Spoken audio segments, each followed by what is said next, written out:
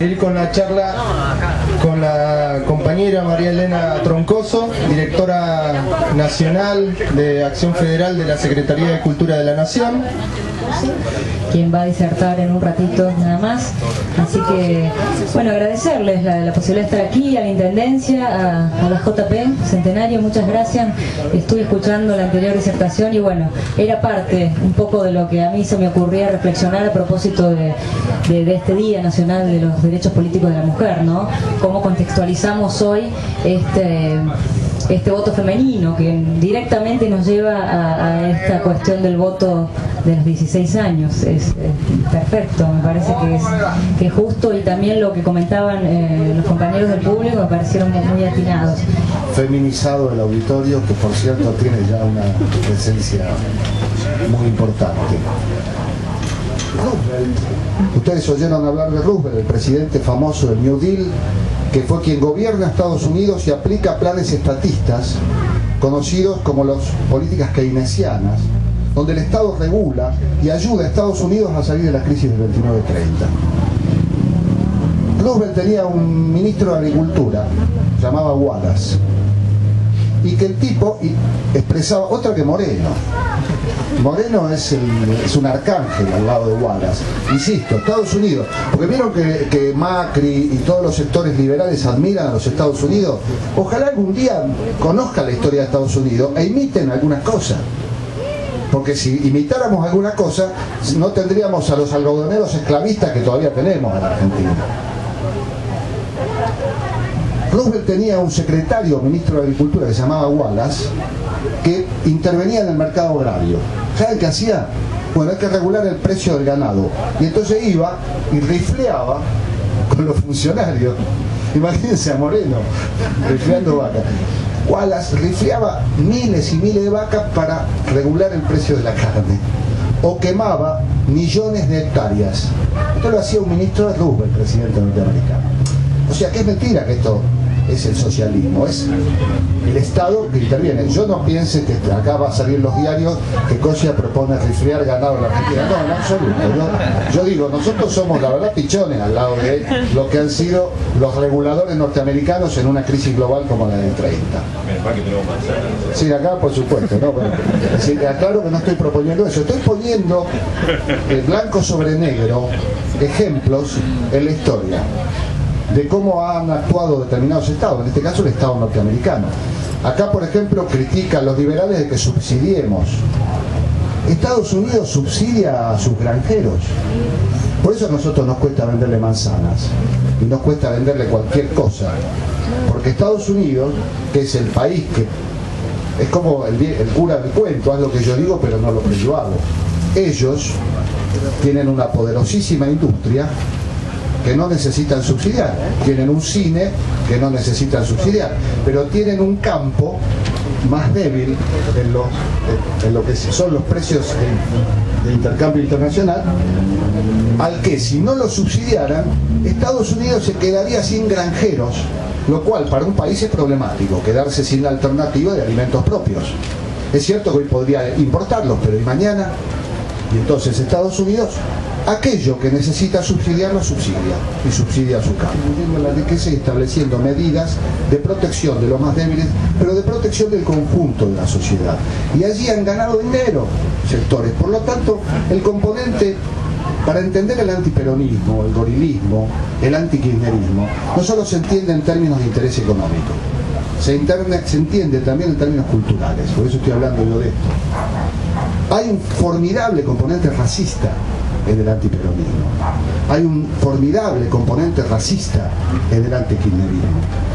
Porque es como que, ¿cómo puede ser que sectores que han mejorado su condición económica tengan una reacción tan llena de odio, tan cargada de resentimiento y rechazo a aquello y aquellas condiciones que le generaron esa mejora, en un país que solamente hace 10 años atrás, o en los tiempos del peronismo, 9 años atrás, estaba tan mal?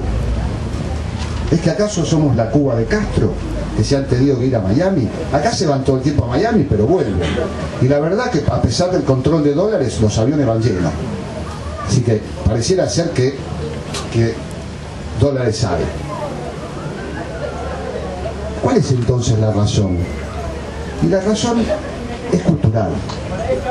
Hay una conducta humana horrorosa, porque el ser humano no es el mejor de los habitantes del planeta, puede ser el mejor, y debe ser el mejor, que es que más que estar mirando el plato lleno propio, están llenos de bronca porque ha crecido el plato de al lado.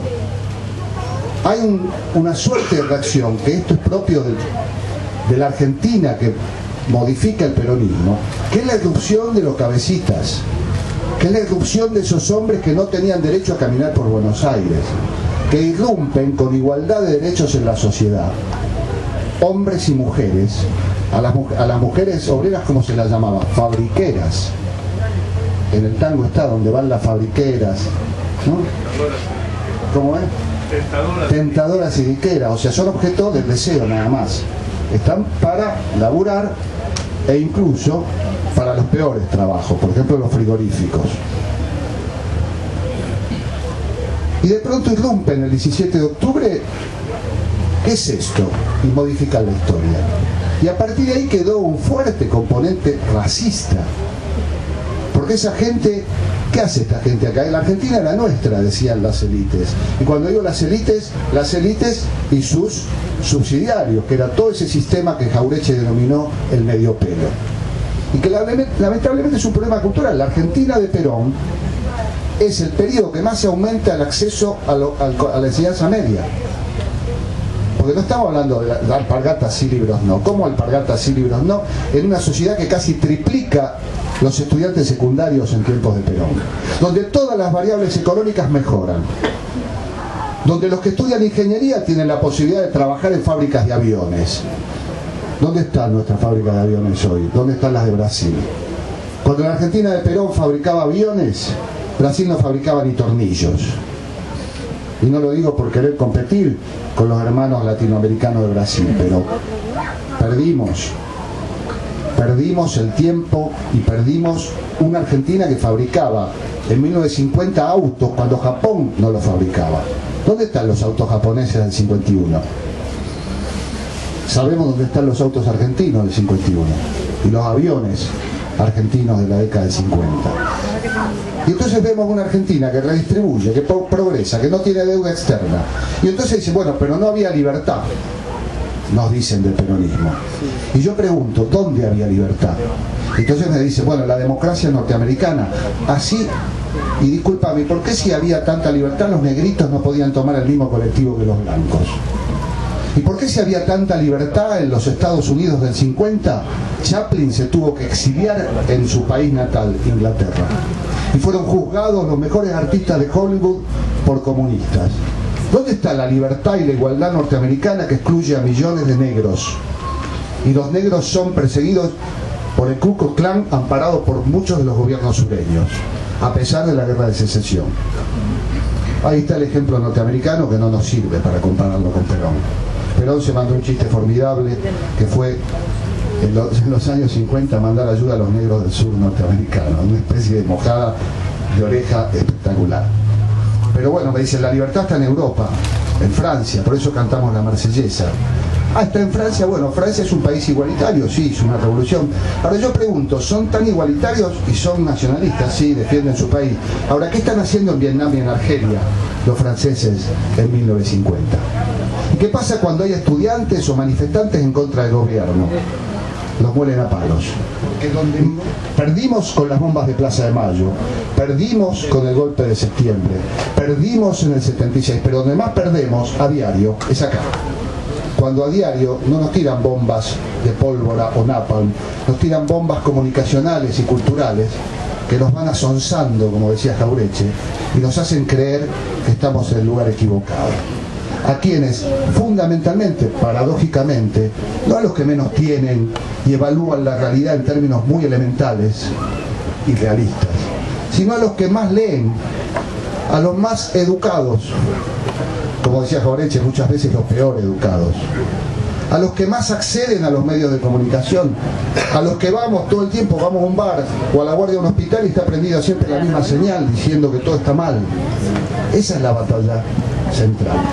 Y hablo del primer peronismo, porque fíjense que cuando yo les cuento la historia del primer peronismo, es como si estuviera hablando de ahora. Las mismas técnicas, los mismos métodos, y no el mismo modelo. Porque me preguntan qué es el kirchnerismo. El kirchnerismo es esencialmente el renacimiento de un proyecto que empezó el 17 de octubre del 45, adecuado a su propio tiempo. Y cuando digo a su propio tiempo, a las cosas buenas y malas de su propio tiempo. Miriam Gómez, consejero, Osvaldo Arancibia, Jorge Vidal, Marcela Nahuel, Saúl Rodríguez.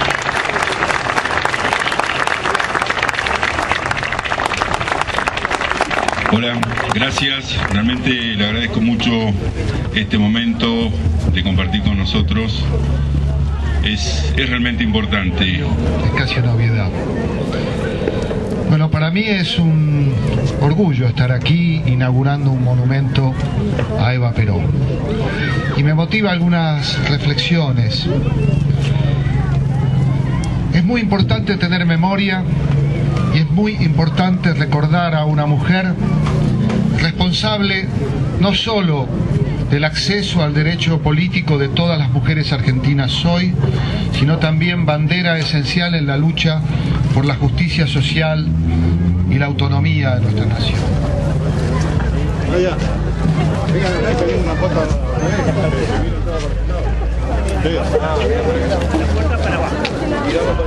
Podemos mirar todo para acá antes de descubrir, así hacemos una fotito histórica y... por favor. Todos acá.